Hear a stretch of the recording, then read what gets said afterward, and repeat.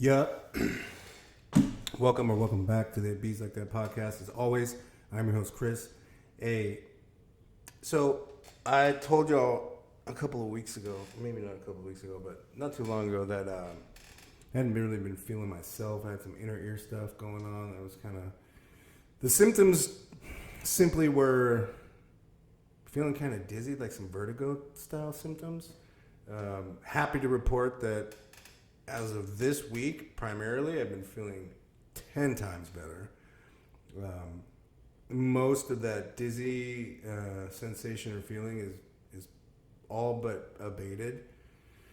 Some residual stuff going on, but I feel 10 times better. For those y'all out there who really gave a crap, maybe all 6 y'all. Anyway, so there's the thing that's been on my mind. And the reason why it's been on my mind is because lately I've had a couple experiences where even if this tactic wasn't expressly used to provoke or antagonize me into a negative response, especially a negative public response, like an emotionally charged negative public response, it could have had the same outcome had Chris been not as far along on his spiritual gangster journey as he is today. So, this thing that I'm talking about, and if you've not figured it out yet, what I've spoken about on the podcast before is,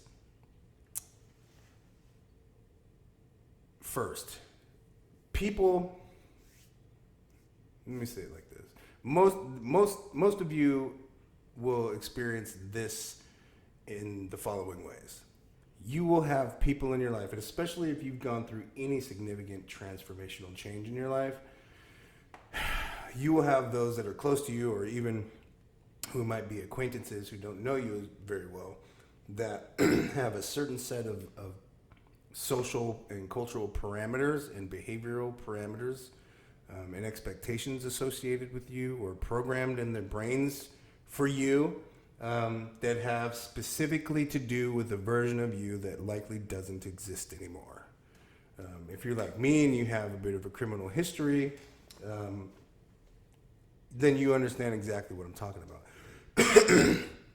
Taking it a bit further, if you're also like me in the way that you have been impacted by substance use disorder issues, or physically dependent, or like suffered from addiction in any way, you also understand pretty clearly what I'm talking about. And for some people, it doesn't matter how much distance or what a departure that version of yourself is with the version of you today, or how far you've come today. It is still seemingly impossible for them to reconcile in their mind the version of you today, because they're going to look at you and be like, oh, this brother's fake. He's not genuine. This is an act, et cetera, because in all fairness, the version of you that they knew they watched you grow into the old version, and perhaps it's a situation where they didn't have the luxury or proximity to you or access to you to watch you grow into the new version. They've just left your life as you being the old you and have now come into your life being the new you. Or this may be a group of people who hadn't known you at all and are just meeting you now, but also have access to information about you that relates to the more serious or damaging parts of the old you, i.e. like criminal history, substance use disorder, mental health issues, whatever.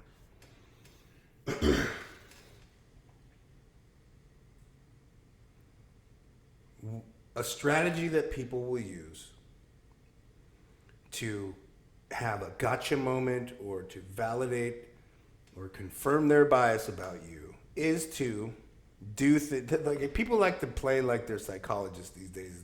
It's crazy, right? They'll do things like shame you, which is an abusive and controlling tactic. That's not a teaching standard. That's not in any version of reality that I'm aware of that is an effective way to teach or lead people. Typically, when you see someone shame a person or a group of people, it is in the form of a tyrant, and their main objective is to belittle, make small, gain control, and abuse. This is not a way that we teach people. Moving along. They will use tactics like this to, again, elicit a response from you that confirms their bias about a version of you that no longer exists. My advice to you, if you're new on your journey, or if you find yourself still in a position triggered by certain things, be vigilant and be aware that there are people out there who just have a heart. They just want to be contrary. They want to contend. There's a need for control in a way that may not be how we typically see it, but control in a way that looks like you're a problem solver. You're a fixer. You're the one who's got the answers. You're the one that people rely on. You're the one, right? When things like that start to become questioned, or in other words, you have the audacity or the confidence to submit a signed form into the grievance box of God, this can ruffle some feathers and create some problems. Now, I always say and will continue to maintain that time is one of, if not the best indicator for intention. And as Tupac said, pay attention to the real. Don't just watch and listen to the good shit that come out our mouth, right? Really, really peep the game and really understand what we're saying, and then watch our actions, watch our behaviors. And if you see us behave in ways that confirm the things that come out of our mouth 100% of the time, or as much as possible, and what I mean by that specifically is when people aren't watching. Well, how do I know if you're doing that when people aren't watching? Because we aren't watching. You will know, because if you're paying attention, you'll get subtle clues from community or from other people. You will hear things. If you're observant enough, you will hear things. You'll understand. You'll be like, oh, I didn't know you were a part of that. That's really cool. You didn't talk about it. Right, because it's not about me. It's about X, Y, or Z thing, right? Paying attention to that, and then seeing how mobile a person is. If they're always there, and I say this in this way. Looking around in the context and circumstances with the highest probability or potential for the most visibility, seeing the same individual or people or group of people in these circumstances should be an indicator to you to pay more attention to them and what they're doing otherwise. Are they at the smaller venues? Are they participating in the same types of activities, just on a smaller scale, with less probability for smaller amounts of visibility? The answer is probably going to be no, because that would be a waste of their time.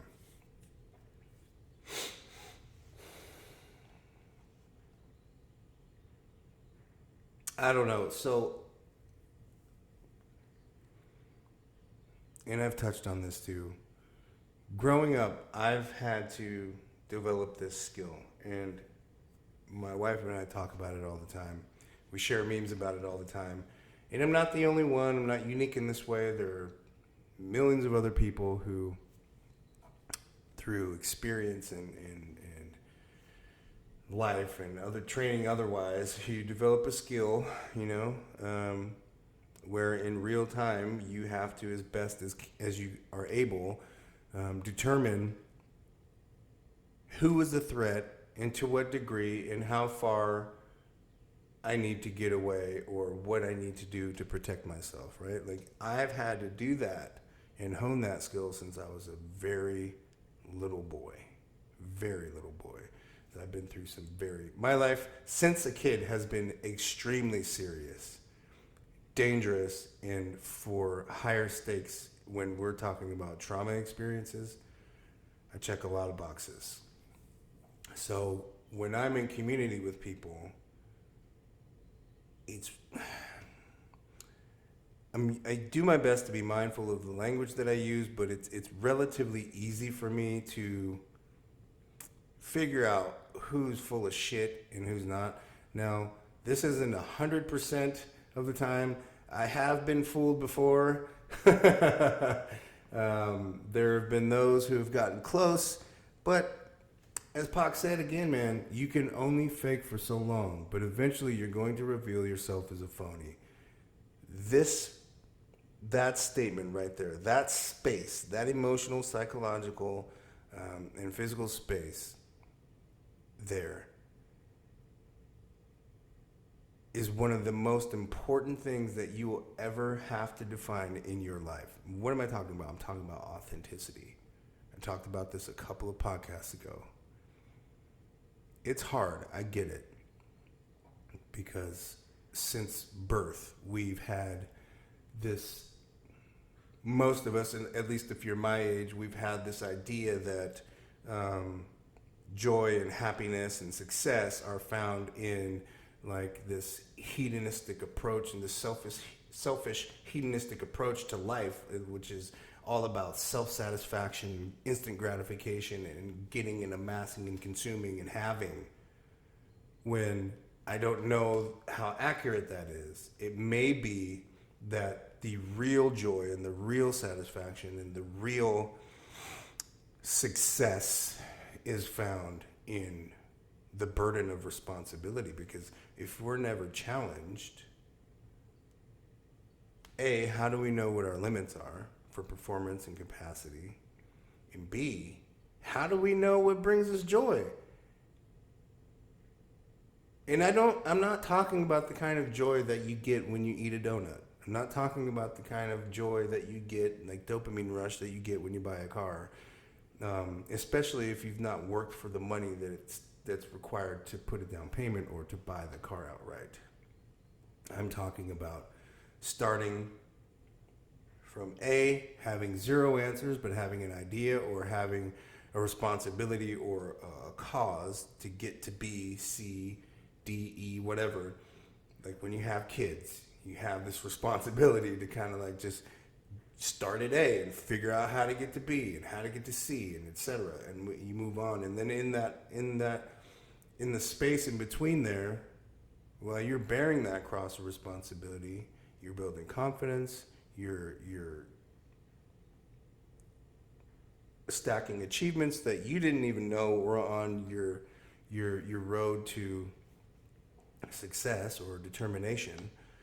And you're figuring out problems. You're figuring out your own problems. That is, like, in my mind, the definition of owning your destiny.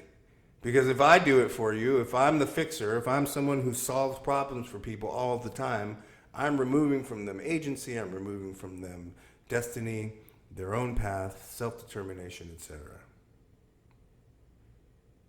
We all know at least one or two people who are this fixer, fix-it person.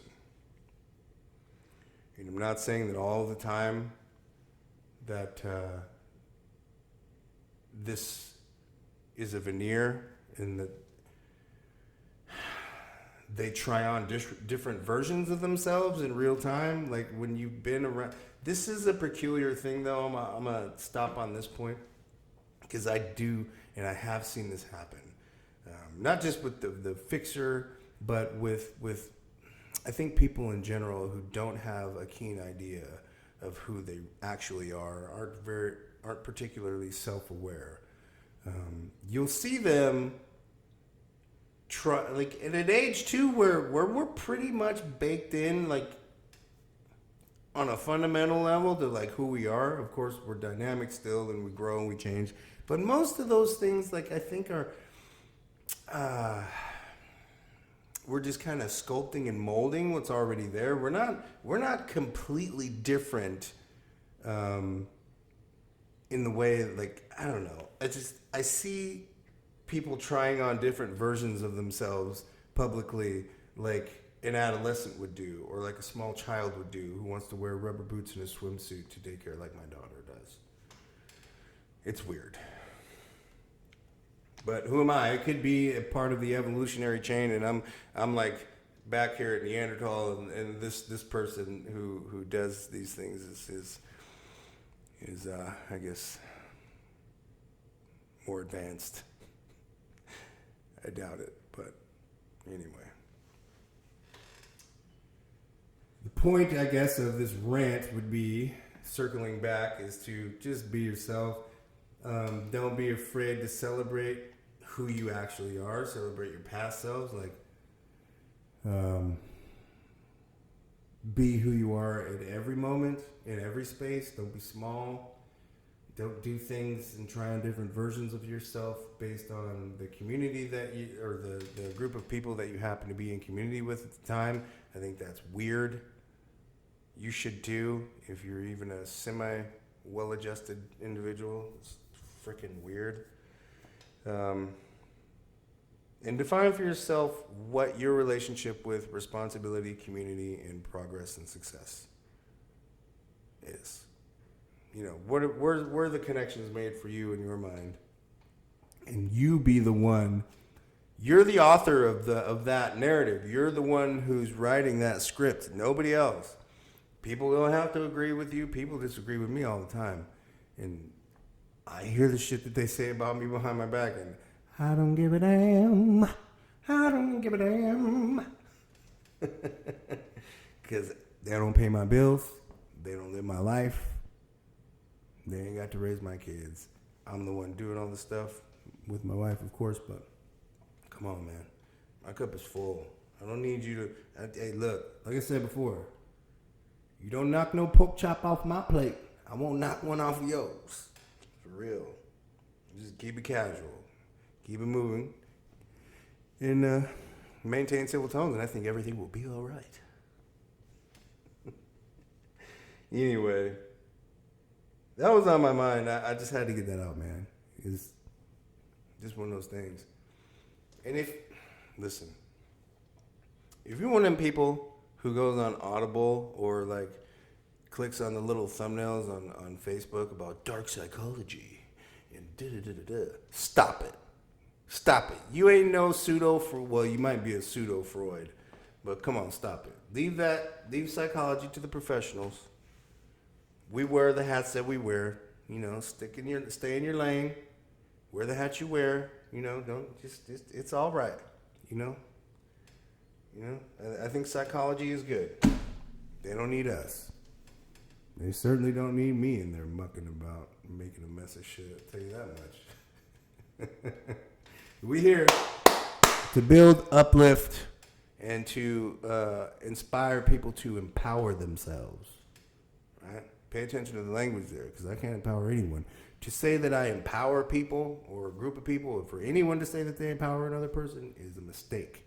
Because that would mean that I somehow have had or have more power than you, or I have bits or degrees of your power, and now I'm giving it back to you. That's impossible.